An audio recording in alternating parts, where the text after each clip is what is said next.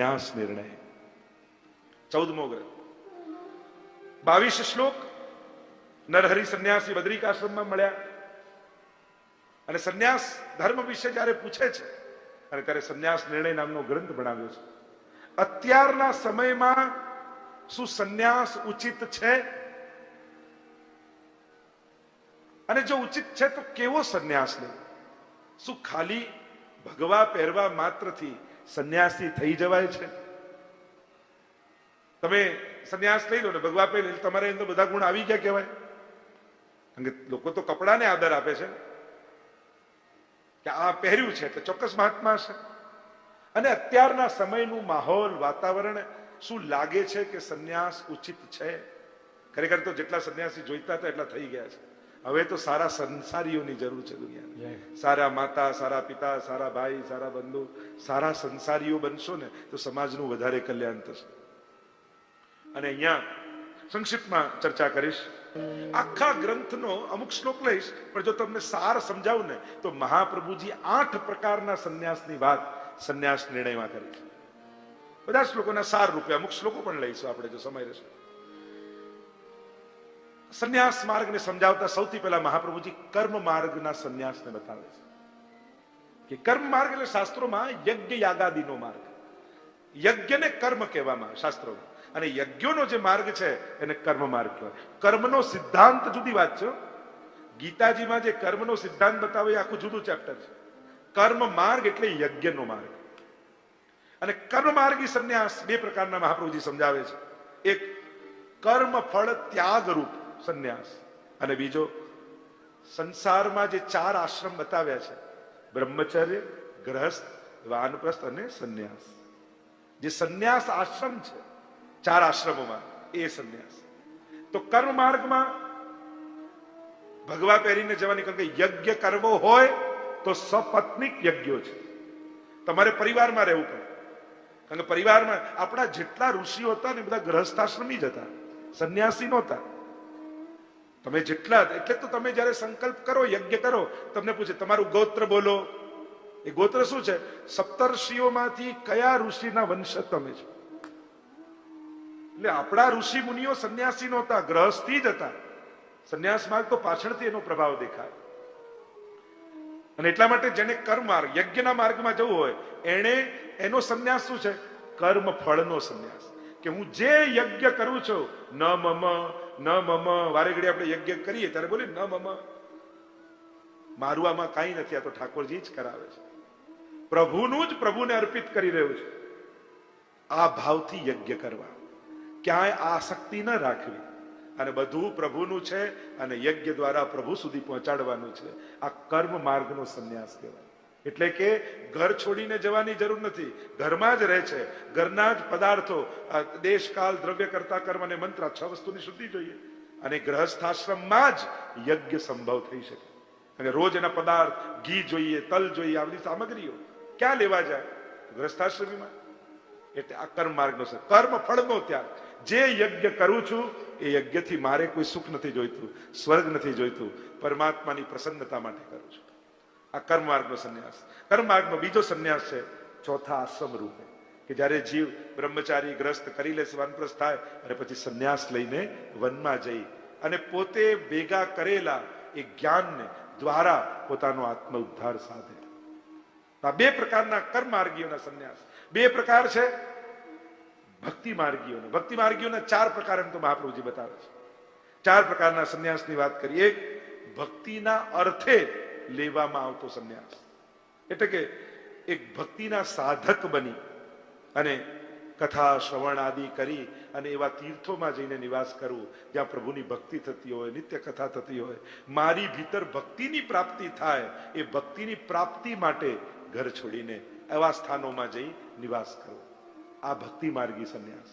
ભક્ત્યર્થ બીજો છે, ઘર જ્યારે ભક્તિમાં બાધક જેવું લાગવા માંડે, એમ થાય કે હવે આ ઘરમાં રહીને ભગવત સેવા સંભવ નથી, કારણ કે બધા જ પ્રતિકૂળ છે. ઘરમાં બધા સેવાના વિરોધી થઈ ગયા છે. ભાર્યાદિર અનુકૂલશ્ચેત કાર્ય ભગવત ક્રિયામ ઉદાસીને સ્વયં કુર્યાત और પ્રતિકૂલે ગ્રહમ ત્યજે. મહાપ્રભુજીની આજ્ઞા છે કે જ્યારે બધા સાથ આપતા હોય તો બધાનો સાથ લો, પણ જ્યારે એવા સંજોગ આવી જાય કે બધા તમારા ભક્તિના વિરોધી થઈ જાય, પછી ઘર છોડી એવી જગ્યાએ જઈને રહો જ્યાં કેવલ સેવામય તમે જીવન જીવી શકો. તો આ એક બીજો સંન્યાસ કે જે બાધકતા ભક્તિની ગૃહસ્થાશ્રમમાં છે, એ બાધક તત્વોને છોડી ભક્તિ માટે જતા રહે, સેવા માટે જતા રહે. બીજા બે પ્રકાર મહાપ્રભુજી બતાવ્યા. એક ભક્તિઉત્તર સંન્યાસ થયો, એમાં વિરહના ભવના અનુભવ માટે, કે જ્યારે જીવનમાં આ બધા સાધનો છે ને એની જવાબદારીઓ ભગવત વિરહ પ્રગટવા નથી દેતી, પ્રભુનું સ્મરણ કરવા નથી. અને જ્યારે બધા સાધનો છૂટે અને જીવાત્માને પ્રભુની પ્રાપ્તિની ઈચ્છા થાય ત્યારે પ્રભુને મેળવવાની ઉત્કંઠા જાગે છે, અને એ ઉત્કંઠામાં આ બધો સંસાર બાધક બની જાય છે. તો એવી અવસ્થામાં, ભક્તિના વિરહની પ્રાપ્તિની અવસ્થામાં માણસ ઘર છોડે, એ ભક્તિનો આ એક પ્રકારનો સંન્યાસ, ભગવત વિરહ અનુભવ માટે. અને છેલ્લો સંન્યાસ ભક્તિ માર્ગીએ કહ્યો કે પ્રપંચ વિસ્મૃતિ પૂર્વક ભગવદ આસક્તિ. પ્રપંચની વિસ્મૃતિ થઈ જાય, સેવા ફલરૂપા બની જાય અને સંસારમાં અનાસક્તિ પ્રગટી જાય. હવે ક્યાંય કોઈનામાં આસક્તિ નથી અને પ્રભુમાં પરમ આસક્તિ પેદા થઈ ગઈ, અને પછી જીવ ઘર-બાર છોડી કેવલ સેવામય જીવન જીવવા લાગે. એ ભક્તિનો એક પરમ સંન્યાસ છે, ફલરૂપા સંન્યાસ છે. કે એવો પ્રેમ પ્રભુમાં, જેમ કુંભનદાસજી, સુરદાસજી, આસ્કરણદાસ, આ જેવા જે ભગવદી જીવો થયા, એણે સંસાર આસક્તિ છોડી અને કેવલ ભગવદ આસક્તિમાં નિર્વાહ કર્યો. આ એક ભક્તિ માર્ગી સંન્યાસ. હવે જ્ઞાન માર્ગી સંન્યાસ સમજાયો બે પ્રકારનો. એક જ્ઞાનાર્થ સંન્યાસ, જ્ઞાન મેળવવાની ઈચ્છા જાગે, અથા તો બ્રહ્મ જિજ્ઞાસા, અને એ મેળવવા માટે સંસારને અજ્ઞાન રૂપે અને બંધન રૂપે જોઈ જ્ઞાન માર્ગી જીવ ઘરબાર છોડીને ગુરુને ત્યાં જઈને રહેવા લાગે અને જ્ઞાન પ્રાપ્તિ કરવા લાગે. આ જ્ઞાનાર્થ સંન્યાસ છે. અને છેલ્લો સંન્યાસ જ્ઞાન માર્ગનો કયો, જ્ઞાનોત્તર સંન્યાસ. એટલે કે જ્યારે જ્ઞાન પ્રગટ થઈ જાય, બ્રહ્મ જ્ઞાન થઈ જાય, સર્વ ખલુ ઇદમ બ્રહ્મ, અને એ સમય પછી મારું અને તારાનો ભેદ જતો રહે, બધે જ બ્રહ્મના દર્શન થવા લાગે. અને એવી અવસ્થામાં જીવ ઘરબાર છોડી અને ભગવદમય બની અને ચારે ઓર વનમાં વિચરણ કરવા લાગે. આ છે જ્ઞાનોત્તર સંન્યાસ. તો આમ 8 પ્રકારના સંન્યાસની વાત સંન્યાસ નિર્ણયમાં મહાપ્રભુજી કરતા સુંદર વાત 6થા શ્લોકમાં મહાપ્રભુજી સમજાવે. વિષયાક્રાંત દેહાનામ નાવેશ સર્વતા હરે. જેમ બળતા ઘરમાં કોઈ રહી શકતું નથી, એમ જેનું હૃદય વિષયોથી બળતું હોય એના હૃદયમાં ભગવાન પણ રહી શકતા નથી. અને એટલા માટે ઘરમાં આ હૃદય રૂપી ઘર વિષયોથી બળતું હોય તો ભગવાન એમાં આવીને નિવાસ કરશે એવી આશા કેમ રાખી શકાય? અને મહાપ્રભુજી આ માર્ગ, ભક્તિ માર્ગના ગુરુ કોણ છે એ સમજાવતા 8મા શ્લોકમાં આજ્ઞા કરે. કૌંડિન્ય ઋષિ અને ગોપિકાહા ગુરવઃ. આપણા માર્ગના ગુરુ કોણ? તો કે ગોપીજનો જ આપણા ગુરુ છે. એમણે જેમ સંસારમાં રહેતા રહેતા લૌકિક લોકોની વચ્ચે લૌકિક કાર્ય કરતા કરતા પણ પ્રભુને પામી લીધા, આપણા ગુરુ ગોપીજનો છે. એટલે મહાપ્રભુજી કહે, ઘરમાં જ રહી, લોકોની વચ્ચે રહી અને મન ઠાકોરજીમાં જોડી ગોપીઓની જેમ પ્રભુની ભક્તિ જીવે કરવી જોઈએ. એ કૃષ્ણ વિરહિની ગોપીઓને ઘર હી મેં વન કી. પરમાનંદાજી એટલે જ કહે કે આ ગોપીઓ ઘર છોડીને વનમાં નથી ગઈ, એને તો ઘરમાં જ વનની જેમ જીવન પસાર કરી લીધું. કે જેમ નટ હોય, દોરી ઉપર ચાલનારો, પેલો નટ હોય ને, એ દોરી પર ચાલતો હોય, જુએ બધે, હસતો હોય બધા સામે જોઈને, પણ એનું મન તે દોરી ઉપર જ લાગેલું હોય જેના ઉપર એ ચાલી રહ્યો છે. એમ જ સંસારમાં રહીએ, બધા ઉત્તમ વ્યવહાર કરીએ, પણ આપણું ચિત્ત તો હરિમાં હોવું જોઈએ, કે જે દોરી ઉપર આપણે ચાલવાનું છે, જે ડોરથી આપણે બંધાયેલા છે. આગળ મહાપ્રભુજી આ ગ્રંથને વિરામ આપતા ઇતિ કૃષ્ણ પ્રસાદેન વલ્લભેન વિનિશ્ચિતમ એમ કહી અને શ્રી મહાપ્રભુજી આ સંન્યાસ નિર્ણયને વિરામ આપે છે. બોલો ગોવર્ધન નાથ કી જય, વલ્લભાધીશ કી જય. 15મો ગ્રંથ છે નિરોધ લક્ષણ.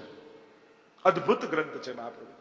જો ભાગવતના 10મ સ્કંદની, જેને ભગવાનનું હૃદય કહીએ ને, એની લીલાનું નામ છે નિરોધ લીલા. અને નિરોધનો અર્થ થાય પ્રપંચ વિસ્મૃતિ પૂર્વક ભગવદ આસક્તિ નિરોધ. અને એના લક્ષણ હવે મહાપ્રભુજી બતાવે છે. પ્રપંચ એટલે અહમતા મમતા રૂપી સંસાર.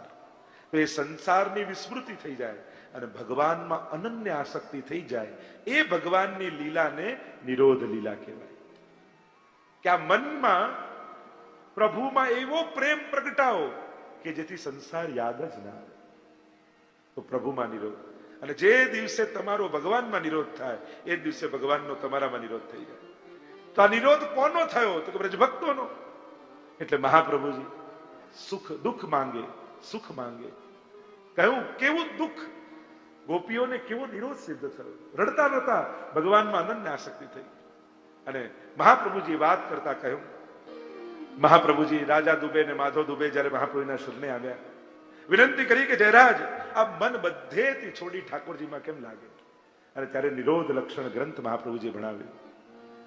સંસાર આસક્તિથી મુક્ત થઈ અનન્ય આસક્તિ ઠાકોરજીમાં.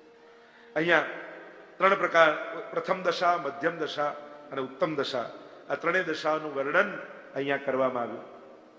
મહાપ્રભુજીએ આજ્ઞા કરી, યચ્છદ દુઃખમ યશોદાયા. ઠાકોરજી જ્યારે વ્રજ છોડીને મથુરા પધારી ગયા અને એ સમયે જે દશા વ્રજવાસીઓની થઈ, યચ્છદ દુઃખમ યશોદાયા, આપણે તો કલ્પના ન કરી શકીએ કે એ સમયે યશોદાજીની શું દશા થઈ હશે. નંદાદિનાંચ ગોકુલે, ગોકુલમાં નંદાદી ગોપોની જે દશા થઈ, યશોદાજી તો પોક મૂકીને રડી શકે, અમારા નંદ બાબા તો આંખમાંથી આંસુ નથી સારી શકે. ગોપીઓના રડવાનો શોર ભાગવતમાં સંભળાય છે, પણ ભાગવતકારે ગોપોને તો રડવાય નથી દીધા. આ ગોપોના પ્રેમને કોણ સમજી શકે? નંદાદી ગોપીઓની જે દશા થઈ છે, યચ્છદ દુઃખમ યશોદાયા નંદાદિનાંચ ગોકુલે ગોપિકા નામ તુ યદ દુઃખમ તદ દુઃખમ શાન મમ ક્વચિત. અને ગોપીઓએ જે દુઃખનો અનુભવ કર્યો, હે પ્રભુ એ દુઃખ મને પ્રાપ્ત થાય. ઘણા દુઃખો પણ ભાગ્યશાળીને મળતા હોય છે. જે દિવસે ભગવાનને યાદ કરીને તમારા આંખમાં જળજળી આવી જાય ને, ત્યારે માનજો કે તમારા કરતા મોટો ધનવાન બીજો કોઈ નથી. કારણ કે પ્રભુના પ્રેમનું ધન તમારા હૃદયમાં આવ્યું અને ઉભરાઈને આંસુ બનીને બહાર આવ્યું. બ્રજ કે બિરહી લોગ વિચાર, કેવું દુઃખ થયું. હવે તો ઘર ઘરમાંથી યમુના વહી રહી છે. ઇતિ ગોપ્ય પ્રગાયંત પ્રપંતસ્ય ચિત્રધા રુરુદુહુ સુસ્વમ રાજન. કૃષ્ણ દર્શન રાસમાં પણ ગોપીઓ રડી. અહીંયા ઠાકોરજી જયારે પધાર્યા છે, જે દશા ગોપીઓની, મહાપ્રભુજી કહે ક્યારેક આ દશાનો અનુભવ થાય, ક્યારેક હૃદય એ અવસ્થામાં જઈને સ્પર્શે પ્રભુના પ્રેમને. આનાથી મોટું સૌભાગ્ય શું હોય કે જેને પ્રભુ યાદ કરીને જેની આંખો ભીંજાય. રોને સે ઓર ઇશ્ક में बेबाक हो गए, धोए गए इतना कि बस पाक हो गए. આવું દુઃખ મને મળે. હવે આગળ સુખની વાત કરી. ઉદ્ધવાગમને જાતા ઉત્સવો સુમહાન યથા. ઉદ્ધવજી જયારે બ્રજમાં આવ્યા અને જે મોટો ઉત્સવ થયો, આવો ઉત્સવ ક્યારેક મારા મનમાં થાય. અદભુત ચર્ચા. નિરોધ લક્ષણ ગ્રંથ બહુ અદભુત છે.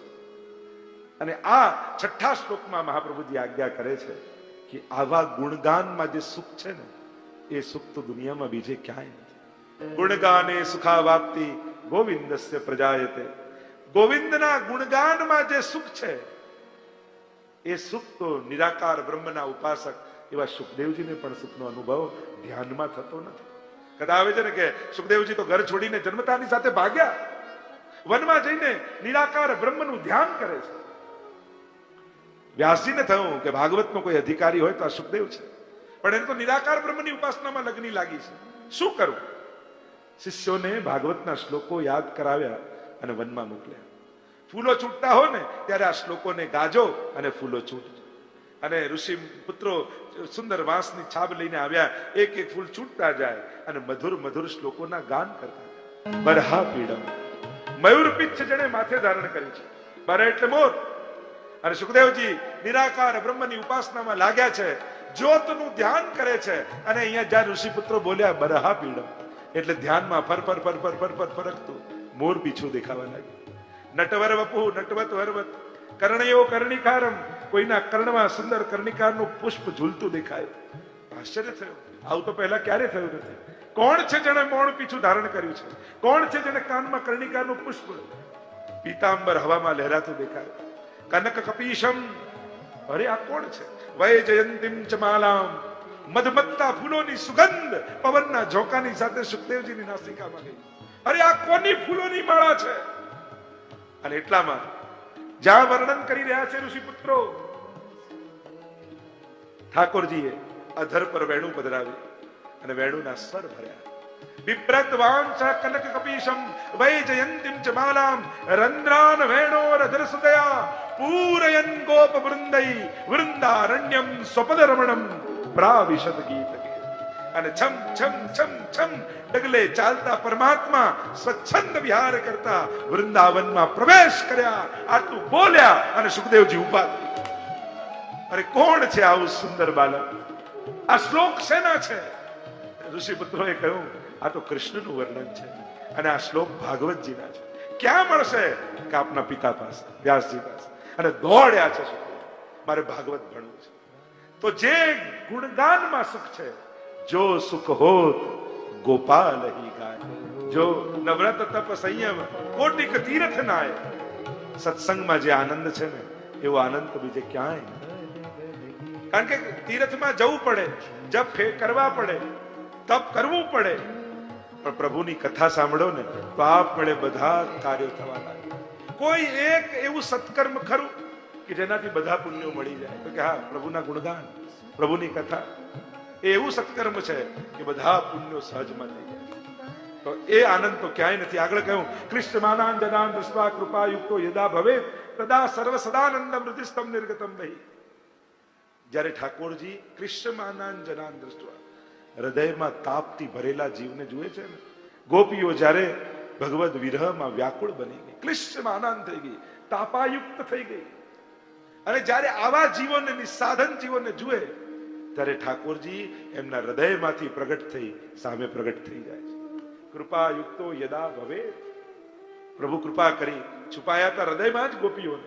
ચારે ઓર શોધતી હતી પણ પોતાના દિલમાં ન શોધ્યા, એમાં ન ગોત્યા, અને પ્રભુ હૃદયમાંથી પ્રગટ થઈ ગયા. આમ મહાપ્રભુજીએ સમજાવ્યું આનાથી પર કોઈ મંત્ર નથી. ના તહ પર તરો મંત્રો, ના તહ પર તરસ સ્તવ. આ તો સૌથી શ્રેષ્ઠ સ્તુતિ છે, આનાથી પર કોઈ મંત્ર નથી, એમ સમજાવી મહાપ્રભુજી. આ ગ્રંથને આપણે વિરામ આપીએ.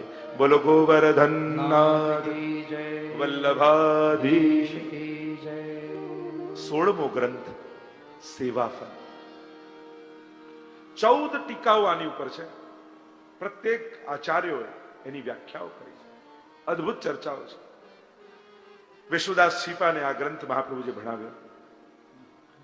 7.5 શ્લોક વામંગ શ્રી વલ્લભનું અને સેવાફલ વિવરણ ભણાવ્યા પછી એમને કહ્યું કે મહારાજ આપની વાણી તો ક્લિષ્ટ છે, મને કેમ સમજમાં આવે? એટલે મહાપ્રભુજીએ સેવાફલ વિવરણ પણ લખ્યું એની સાથે. એટલે ગ્રંથની સાથે સેવાફલ વિવરણ બંને છે. 3 પ્રકારના જીવોની વાત અહીંયા કરવામાં આવી. જેવો જે અધિકારી એવા ફલની એને પ્રાપ્તિ. પુષ્ટિ માર્ગનું ફલ શું છે? સેવા ફલ. કારણ કે પુષ્ટિ માર્ગનું કર્તવ્ય ધર્મ તો સેવા છે. કૃષ્ણ સેવા સદા કાર્યા. શ્રેષ્ઠ કાર્ય કયું? ત્યાં પૂછ્યું ને, એકમ શાસ્ત્ર દેવ કી પુત્ર એકમ દેવો દેવ કી મંત્રોપેકસ્તસ્ય નિયામા નામાની કર્માપેકમ તસ્ય દેવસ્ય સેવા. શ્રેષ્ઠ કર્મ કયું? તો કે એની સેવા. કૃષ્ણ સેવા સદા કાર્યા. કર્મ કયું? અને સર્વદા સર્વભાવે ન ભજનીયો વ્રજાદીપ, એ જ ધર્મ. તો જેવો જેનો અધિકાર એવા ફલની એને પ્રાપ્ત. 3 પ્રકારના અધિકારી અહીંયા બતાવ્યા. પુષ્ટિ પુષ્ટિ, પુષ્ટિ મર્યાદા અને પુષ્ટિ પ્રવાહ. જેનો જેવો અધિકાર એવી એની પ્રાપ્તિ. અને 3 પ્રકારના પ્રતિબંધ બતાવ્યા. અને 3 પ્રકારના પ્રતિબંધોને બતાવતા કે ઉદ્વેગ, પ્રતિબંધો વા और ભોગો વા. ઉદ્વેગ, પ્રતિબંધ અને ભોગ, આ 3 સેવાના પ્રતિબંધ છે. એટલે કે રોકનારા, એ ફળને ન પ્રાપ્ત કરાવનારા. આ 3 પ્રતિબંધો છે, એની ચર્ચા કરી. 3 ફળ બતાવ્યા. સંક્ષિપ્તમાં જો સાર રૂપે આને કહું, જેવા અધિકારી એવા ફળની ચર્ચા કરી. પુષ્ટિ પુષ્ટિ જીવ માટે સેવાનું ફળ શું? તો કહ્યું અલૌકિક સામર્થ્ય. પુષ્ટિ પુષ્ટિ અલૌકિક સામર્થ્ય એટલે કે આજ દેહમાં એવું સામર્થ્ય આવી જાય, આજ આંખે તમને ઠાકોરજીના સાક્ષાત દર્શન થાય, આજ કાનથી પ્રભુની વેણુ અને વાણી સંભળાય, આજ દેહથી તમારી સામે ઠાકોરજી તમારા હાથે ભોજન આરોગે, તમારી સેવાનો પ્રગટ થઈને સ્વીકાર કરે, આજ પુષ્ટિ પુષ્ટિ ભક્તનું ફળ છે. આ પુષ્ટિ માર્ગી શુદ્ધ પુષ્ટિ જીવનું ફળ અલૌકિક સામર્થ્ય. ભગવાન જેવું સામર્થ્ય જીવને પ્રાપ્ત થઈ જાય. અલૌકિક. જેમ આ પુરુષોત્તમદાસની વાર્તામાં આવતું ને, દીકરાને એમ થયું કે પિતાજી ગરડા થઈ ગયા, લાવને હવે કાલથી હું સેવામાં જાઉં. અને જ્યાં સેવામાં જવા જાય અને જોયું તો પોતાના પિતા જે 80 વર્ષના હતા એ 20 વર્ષના યુવાન દેખાયા. આશ્ચર્ય થયું, હું તો ગરડો માનતો, સેવામાં યુવાન, આવું અલૌકિક સામર્થ્ય ક્યાંથી? ત્યારે ભાવ પ્રકાશમાં લખ્યું કે શું ગોપાલદાસ એમના પુત્ર એવું માને છે કે યુવાનીથી સેવા થાય? બહુ સુંદર ભાવ. શું તમે એમ માનો છો કે મોટું ઘર હોય તો જ સેવા થઈ શકે? શું તમે એમ માનો છો કે ધન હોય તો જ સેવા થઈ શકે? શું તમે એમ કે શરીર સારું ચાલતું હોય તો જ સેવા થઈ શકે? હરિરાયજી કે ના, સેવા મોટા ઘરથી નથી થતી, સેવા વધારે ધનથી નથી થતી, સેવા સ્વસ્થ શરીરથી નથી થતી. કારણ કે આવું તો ઘણા પાસે છે. બધા મોટા ઘરમાં ઠાકોરજી છે, બધા ધનિકને ત્યાં ભગવત સેવા છે, દરેક યુવાન કોઈ સારો શરીર વાળો સેવા કરે છે. મોટા ઘરથી સેવા નથી થતી, ધનથી સેવા નથી થતી, યુવાનીથી સેવા નથી થતી. સેવા એ જ કરી શકે છે જેના હાથે ઠાકોરજી સેવા લેવા માંગતા. પ્રભુ જેના હાથનું લેવા માંગે ને એનો જ હાથ ઉપડે. બાકી બધુંય હોય પણ હાથ ખિસ્સામાં જાય નહીં, હાથ માળામાં જાય નહીં. સહેલું નથી. હાથ બધાને મળે, દરેક હાથને સેવા ન મળે. આંખ બધાને મળે, દરેક આંખને દર્શન ન મળે. પગ બધાને મળે પણ દરેક પગને યાત્રા ન મળે. તો અહીંયા પુષ્ટિ છે, શુદ્ધ પુષ્ટિ, પુષ્ટિ જીવ છે, એના માટે અલૌકિક સામર્થ્ય. પ્રાય એમ કહેવાતું કે માણસ મર્યા પછી ગોલોકધામમાં જઈને સેવા કરે, પણ આ પુષ્ટિનું ફળ શું છે? આ જ દેહમાં 84,252 આપણા સાક્ષાત પ્રમાણ છે. આ જ દેહથી સ્વાનુભાવ જીવને થયો અને ભગવત સેવા કરી. પુષ્ટિ મર્યાદાનું ફળ કયું? એ પુરુષોત્તમમાં સાયુજ્ય, પ્રભુ સાથે જોડાઈ જવું. 4 પ્રકારની મુક્તિ કહી છે: સાયુજ્ય, સારૂપ્ય, સામીપ્ય અને સાલોક્ય. જીવની મુક્તિ કહી તો 4 પ્રકારે કહી. સાયુજ્ય મુક્તિ શું છે? મર્યા પછી જીવાત્મા ભગવાન સાથે જોડાઈ જાય, એટલે કે એમના શણગાર બને, એમની માળા બને, એ રીતે પ્રભુ સાથે જોડાઈ જાય. સાયુજ્ય. સારૂપ્ય શું છે? ભગવાન જેવું રૂપ એને મળે અને ભગવાનના પાર્ષદ બની જાય. આ સારૂપ્ય મુક્તિ કહેવાય. ભગવાનના જે પાર્ષદો છે ને, એ પાર્ષદો બિલકુલ ભગવાન જેવા છે, નારાયણ જેવા, ચતુર્ભુજ, શંખ ચક્ર ગદા પદ્મ ધારણ કરેલા. આ સારૂપ્ય મુક્તિ. ત્રીજું સામીપ્ય મુક્તિ, કે લીલામાં કોઈ સખીજન ગોપીજનનું રૂપ મળે અને પ્રભુનું સામીપ્ય સદા મળે. અને ચોથું સાલોક્ય, એટલે કે ભગવાનના ધામની પ્રાપ્તિ. ત્યાં પશુ બનો, પંખી બનો, કે કોઈ જુદી જુદી સેવાની પ્રાપ્તિ થાય. કોઈ કણ બનો, કોઈ રજકણ બનો, કોઈ ફૂલ બનો, કોઈ પણ બનીને ભગવાનના ધામની પ્રાપ્તિ થાય, એને કહેવાય સાલોક્ય મુક્તિ. તો અહીંયા પુષ્ટિ મર્યાદા જીવનું ફળ એ સાયુજ્ય, પ્રભુ સાથે જોડાઈ જવું, એ ફળ કહ્યું, સેવા ફલ. અને પુષ્ટિ પ્રવાહી જીવ, એનું ગતિ કહ્યું કે સેવો ઉપયોગી દેહ. ગોલોક ધામની પ્રાપ્તિ થાય અને સેવા ઉપયોગી દેહની એને પ્રાપ્તિ થાય. આમ 3 પ્રકારના પુષ્ટિ અંતર્ગત ભેદ બતાવ્યા જીવના, અને 3 પ્રકારની ફલ બતાવ્યા કે આ 3 જીવોને 3 ફલ પ્રાપ્ત થાય. હવે એમાં 3 પ્રતિબંધ માનવામાં આવ્યા. ઉદ્વેગ એ સેવામાં પ્રતિબંધ છે. ઉદ્વેગ એટલે ચિંતા. જીવ છે ને ચિંતાથી ઘેરાયેલો. કોઈ ન, એટલે સેવા કરનારને કમથી કમ સેવાના ટાઈમે કોઈ લૌકિક ચિંતન કરવું નહીં. જે બની ગયું હોય એનું નહીં કરવું, અને જે થવાનું હોય એનું નહીં કરવું. આપણે આ ક્ષણે ભગવત સેવામાં છીએ તો એ ક્ષણોને માણવી, જે ક્ષણોમાં હોય. અને સેવા વર્તમાનમાં છે, થઈ ગઈ એને યાદ નથી, અને થવાનું છે ત્યારે થશે. ત્યારે આપણે તો આ ક્ષણનો લાવો લેવાનો. તો ઉદ્વેગ, પ્રતિબંધ. પ્રતિબંધ 2 પ્રકારના કયા? એક જીવકૃત, બીજો ભગવતકૃત. એક જીવકૃત પ્રતિબંધ છે કે આપણા સ્વભાવ થકી, આપણા વ્યવહાર થકી અનેક વિક્ષેપો સેવામાં આવે, યા બીજા કોઈ સગાવાલા થકી, આ બધા જીવકૃત પ્રતિબંધ.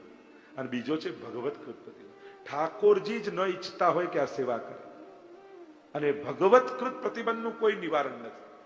અહીંયા આચાર્ય ટીકામાં સમજાવ્યું કે જીવકૃત તો સમજપૂર્વક નિવારી શકાય, પણ ભગવતકૃત પ્રતિબંધ જેને કર્યો હોય એ ક્યારે સેવા ન કરે. એ ગમે તેટલી વ્યવસ્થા કરે, બધું ગોઠવે, ઘણાના ઠાકોરજી નહીં, બીજાને ત્યાં જ બિરાજતા રહે, કાયમ સૂતક ને સૂતક ચાલતું જ રહે.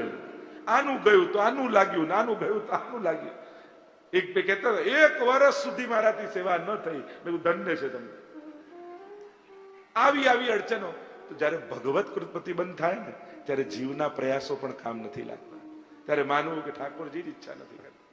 તો બીજો પ્રતિબંધ ઉદ્વેગ પ્રતિબંધ ભોગોવા, અને જીવની ભોગ વૃત્તિ, કંઈક લૌકિક ભોગવવાની ઈચ્છા, એને પણ પ્રતિબંધ માનવામાં આવ્યો છે.